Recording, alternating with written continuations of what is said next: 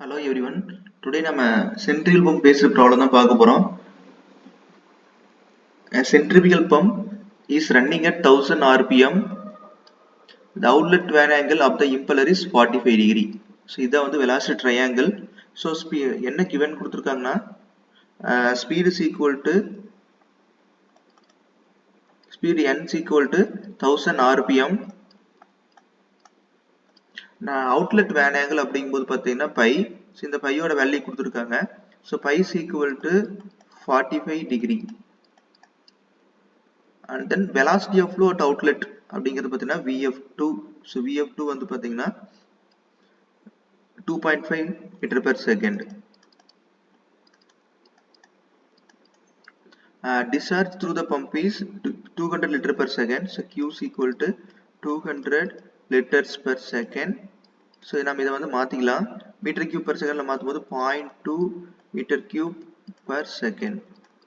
When the pump is working against a total height of 20 meter, total height is equal to 20 meter, and manometric efficiency of the pump is 80%. So manometric efficiency is equal to 80%.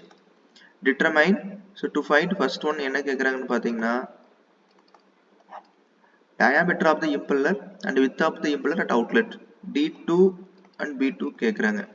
இதுல பையோட angle பாத்தீங்கன்னா outlet van angle of the impeller னு கொடுத்திருக்காங்க. So by ன்னு எடுத்துருக்கோம். Okay.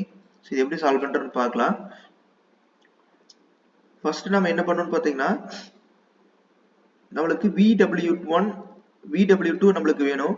So அது இருந்தா தான் நம்ம என்ன பண்ண பாத்தீங்கன்னா U2ங்கற velocity வச்சு நம்ம கால்குலேட் பண்ண முடியும். That is U2 is equal to நமக்கு என்னன்னு பாத்தீங்கன்னா U2 is equal to pi into D2 into N divided by 60. Okay. So இதுல U2 தெரிஞ்சதுனா நாம என்ன பண்ணலாம் direct D2 கண்டுபிடிச்சிரலாம். And then Q is equal to ஒரு ஃபார்முலா இருக்கு. சோ அது வந்து அதுல வந்து என்ன பண்ணலாம்னு பாத்தீங்கன்னா நம்ம அதுல இருந்து நாம width நாம கால்குலேட் பண்ணிக்கலாம். ஓகே. சோ இப்போ இதுல வந்து Q is equal to என்ன ஃபார்முலானா pi into D2 into B2.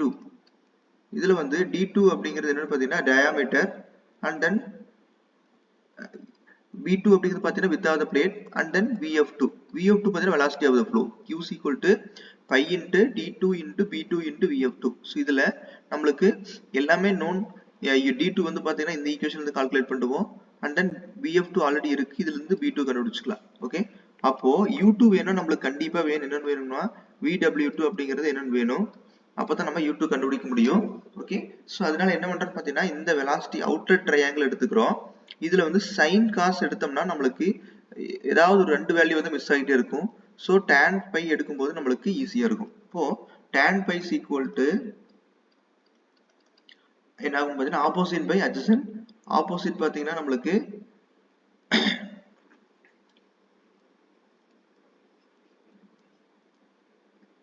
opposite பாத்தீங்கன்னா VF2 divided by VF2 divided by so இதோட இது என்னன்னு பாத்தீங்கன்னா U2 minus VW2. tan pi is equal to opposite பாத்தீங்கன்னா VF2 divided by U2 minus VW2. Okay. இப்போ இதுல வந்து பாத்தீங்கன்னா VF2 ஓட வேல்யூ இருக்கு and then U2 minus VW2 ஓட வேல்யூ மட்டும் இருக்காது. இத நாம ஃபைண்ட் அவுட் பண்ணிக்கலாம். Okay.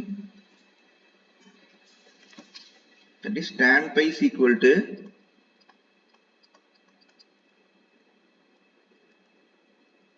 VF2 divided by U2 minus VW2. இப்போ tan pi ஓட வேல்யூ வந்து பாத்தீங்கன்னா tan 45 equal to நம்ம VF2 ஓட வேல்யூ நமக்கு ஆல்ரெடி தெரியும் 2.5 meter per second divided by U2 minus VW2. Okay. இப்போ இதுல U2 minus VW2 நமக்கு மட்டும் தெரியாது. இப்போ இதெல்லாம் சப்ஸ்டிட்யூட் பண்ணும்போது U2 minus VW2 ஓட வேல்யூ நமக்கு கிடைக்கும். That is U2 minus VW2 is equal to 2.5 meter per second. 2.5 ஓட வேல்யூ கிடைக்கும். அதாவது tan 45 ஓட value 1. So U2 minus VW2 is equal to 2.5 or VW2 is equal to U2 minus 2.5. இது நம்ம ஒரு ஈக்குவேஷனா வச்சுக்குவோம். இதை வச்சு நம்ம சால்வ் பண்ணிக்கலாம். அடுத்து பாத்தீங்கன்னா மேனோமெட்ரிக் எஃபிஷியன்சிக்கு ஆல்ரெடி நம்மளுக்கு ஒரு ஃபார்முலா இருக்கு, equal to G into HM divided by VW2 into U2. So manometric efficiency நமக்கு தெரியும் 0.8 is equal to G ஓட வேல்யூ 9.81, H ஓட value 20 metre divided by VW2 into U2. Okay, இப்போ நம்மளுக்கு வந்து VW2 into U2 அதோட value நம்மளுக்கு என்ன கிடைக்குதுன்னு பார்ப்போம். VW2 U2 is equal to 9.81 into 20 divided by, so the cross multiply VW2 இங்க போயிரும் 0.8 கீழ வந்துரும். சால்வ் பண்ணும்போது இதோட வேல்யூ வந்து என்ன வருதுன்னா 245.25 வரும். ஆல்ரெடி நம்மளுக்கு VW2 க்கு ஆல்ரெடி தெரியும், U2 minus 2.5 சப்ஸ்டிட் பண்றோம். U2 minus 2.5 into U2 is equal to 245.25. Okay, இப்போ இதை வந்து உள்ள மல்டிப்ளை பண்ணும்போது என்ன ஆகும்னா, அதாவது a square minus 2ab plus b ஸ்கொயர்ங்கிற ஃபார்மேட்டுக்கு வந்துடும். அந்த மாதிரி ஃபார்மேட் வரும்போது தட் இஸ் என்ன வரும் பார்த்தீங்கன்னா u2 square minus 2.5 u2 minus 245.25 is equal to 0. Okay, இப்போ அந்த U2 கண்டுபிடிக்கிறதுக்கு ஒரு ஃபார்முலா இருக்கு, that is minus b plus or minus square root of b squared minus 4ac by 2a. இதை வச்சு நம்ம சால்வ் பண்ணலாம். அதர்வைஸ் இதை வந்து நம்ம கால்குலேட்டர்ல போட்டு சால்வ் பண்ணும்போது U2 ஓட வேல்யூ நம்மளுக்கு என்ன வருதுன்னு பாத்தீங்கன்னா 16.96 மீட்டர் per second வேல்யூ வருது. அப்ப நம்ம U2 ஃபார்முலா தெரியும், that is pi into d2 into n divided by 60.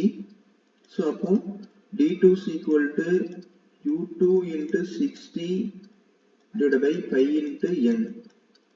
அப்போ U2 ஓட value 16.96 into 60 divided by pi into n ஓட வேல்யூ வந்து பாத்தீங்கன்னா நம்மளுக்கு 1000 rpm. சோ இத சால்வ் பண்ணும்போது d2 ஓட வேல்யூ நம்மளுக்கு வந்து பாத்தீங்கன்னா என்ன கிடைக்குதுன்னா 0.324 metre.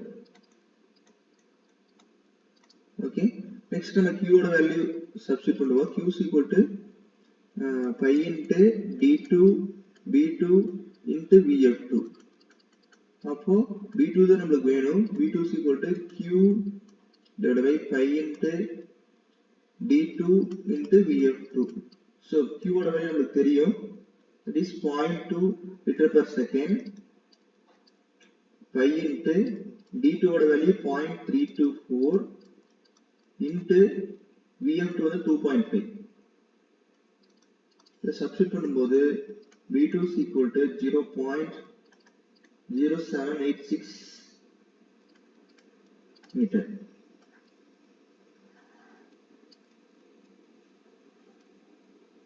That's all. So B2 ஓட வேல்யூ தெரிஞ்சிருச்சு. இதுல இந்த equation that is U2 minus 2.5 U2 minus 245.25 is equal to 0. அதை சப்ஸ்டிட் பண்ணும்போது நமக்கு D2 ஓட வேல்யூ கிடைக்கும். and then B2 வந்து பார்த்தா இந்த ஈக்குவேஷன் கண்டுபிடிச்சுக்கலாம். in case இந்த ஈக்குவேஷன் யாராவது சால்வ் பண்ண தெரியலனா கமெண்ட் பண்ணுங்க.